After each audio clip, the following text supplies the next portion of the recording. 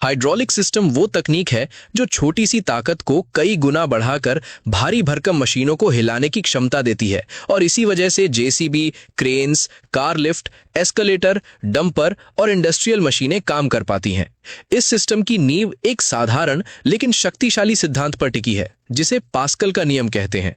इस नियम के अनुसार किसी बंद तरल पर लगाया गया दबाव बिना घटे बढ़े हर दिशा में समान रूप से फैलता है। हाइड्रोलिक सिस्टम में हवा की जगह खास तेल का इस्तेमाल किया जाता है क्योंकि तेल दबता नहीं है और दबाव को सही तरह ट्रांसफर करता है। अब मान लीजिए जेसीबी का ऑपरेटर एक छोटा सा लिवर दबाता है। ये लिवर हाइड्रोलिक पंप को एक्टिव करता है जो तेल को खींचकर बहुत ज्यादा दबाव के साथ पाइप्स में भेज देता है। ये दबाव कंट्रोल वाल्व से होकर हाइड्रोलिक सिलेंडर तक पहुंचता है जहां पिस्टन लगा होता है।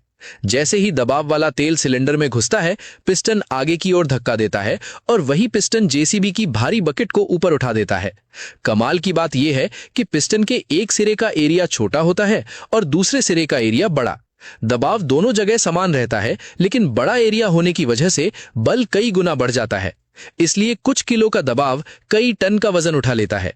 यही सिद्धांत क्रेन्स में भी काम करता है जहां लंबी बूम आर्म को हाइड्रोलिक सिलेंडर ऊपर नीचे और आगे पीछे मूव कराते हैं और वाल्व सिस्टम यह तय करता है कि तेल किस सिलेंडर में कितनी मात्रा में और कितनी स्पीड से जाएगा। लिफ्ट के मामले में एक बड़ा हाइड्रोलिक पिस्टन नीचे की तरफ लगा होता है।